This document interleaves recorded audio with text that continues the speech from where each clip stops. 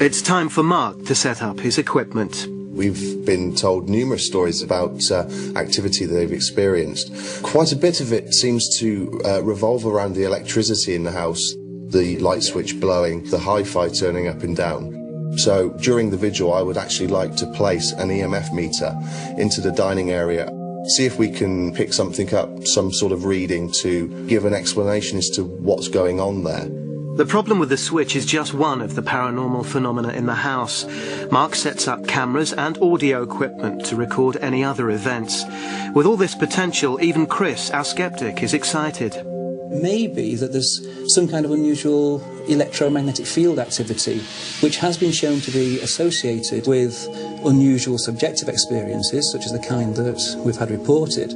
Mark also sets up a thermal imaging camera which records temperature changes that some believe can indicate paranormal activity. The family do claim to have had cold blasts going through that dining room, so hopefully the thermal imaging camera and the thermometers will both pick up on that, and we'll have some sort of verification on temperature changes in that area.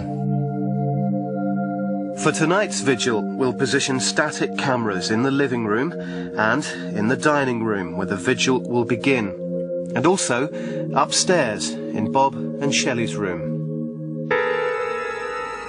At 11:45 p.m, Mia, Mark and the Stevens take their places in preparation for the vigil. Skeptic Chris positions himself in the Winnebago, where he can view the proceedings via a monitor. We'll start by settling down in this room, let the house settle, let it get dark. 3, 2, 1. It's midnight, and with the lights off, it's time for the vigil to begin. Everyone feeling okay? Yeah. I could see through that doorway, now it's gone black. Do you know, I just thought that. Shelley and Mia have noticed that the doorway has darkened, a sure sign, some would say, that there's a presence looming. But the shift is too subtle for our cameras to detect. Can't make out anything. The hole's dark, doesn't it? Yeah. I'm going to have to ask, can anyone else see that human shape? Oh, I'm not looking. Yes, it's definitely interesting. To the right of the alcove, look much nearer. Meanwhile, the thermal imaging camera shows changes in temperature. Some believe that this is another indicator of paranormal activity. Let's go upstairs, put your torch on. Yeah. Mia and Mark decide to investigate upstairs and leave Bob and Shelley alone in the dark. They make their way to the master bedroom, which is where the Stevens claim the apparition appears most often. Oh, that's right. Everything on me is starting to prickle up now. You know that feeling that it's coming. Downstairs it seems quiet, but Bob appears to be tense. Nothing seems to manifest itself in Bob and Shelley's room, so they decide to move on. Okay. I think we'll be going to the daughter's room. Yeah.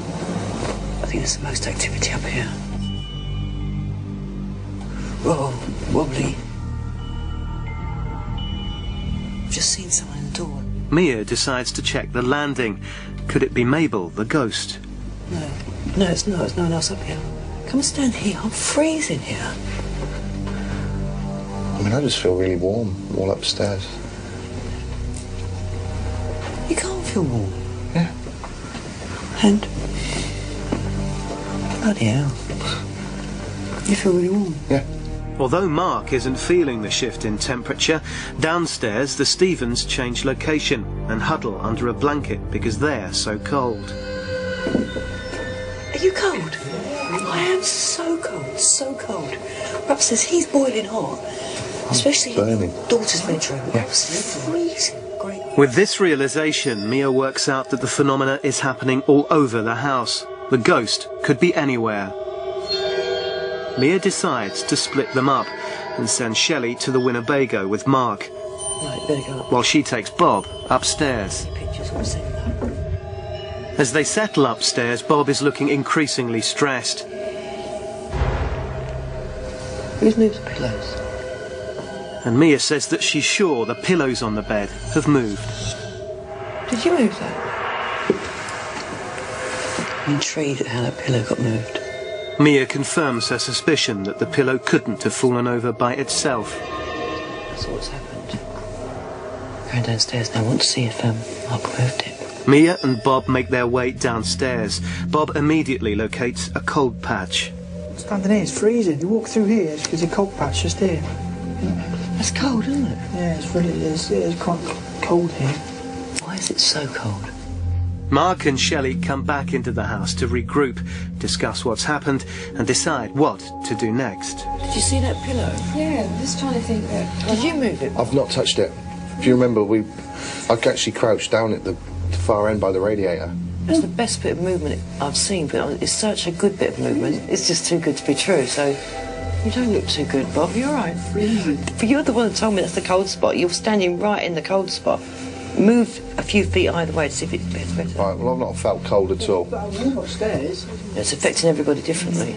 In light of the extreme temperature that Bob is feeling, Mia decides on an unusual course of action. If you can cope with it, don't leave the room, because for some reason I'm now really getting warm. I know it sounds awful, but I want to see how cold you get. We better go upstairs and see if we can experience anything else. But with Shelley, Mia sticks to the established routine and heads for the master bedroom. Look in that corner. Does it look at something unusual in that corner? To me it looks misty. Look at me just seeing it psychically. That's where she was stood over there. Was it? Mia has picked out the corner in which Mabel has made her appearances. Go through to your daughter's room. Meanwhile, downstairs, I'm freezing, sorry. despite Mia asking Bob to stay in the house to monitor his temperature, too cold, he decides to join Chris in the Winnebago. Did you move this pillow? This is really getting weird now. I even shone the torch over here to make sure that pillow hadn't... These pillows were okay. I didn't touch it, did I? I just walked in. No, I didn't touch it. I don't know what it's normally like, though, but I know it wasn't there, because... Was this up like this, normally? No, it's not here. So that's done exactly the same? Yeah. Where's the other one? Mia is now convinced that there is a haunting and decides that it's time for Mark to go in, to check his equipment and verify her suspicions. The lowest temperature we've had is 10.7 degrees Celsius, and the highest is 20.5. So we've actually got a variance there of 10 degrees. It's quite a substantial amount. Whilst in the home over the evening, I didn't actually personally feel any temperature changes at all. However, Mia and Bob and Shelley certainly did. They felt a lot colder at times. We just check the EMF meter. The electromagnetic fluctuation meter is positioned in an area reported to have had electrical disturbances, which some believe signals paranormal activity. That battery should last for 12 hours. The vigil certainly didn't last that long, yet the battery had drained itself. Our skeptic Chris goes in alone to investigate. Now this is the room where I think probably most incidents were reported. I'm not getting any temperature changes. I'm not seeing any activity out there in the hallway. And the moral probably is that if you think you've got a haunted house, hire a skeptic, because that'll guarantee that you'll get no activity of any kind whatsoever.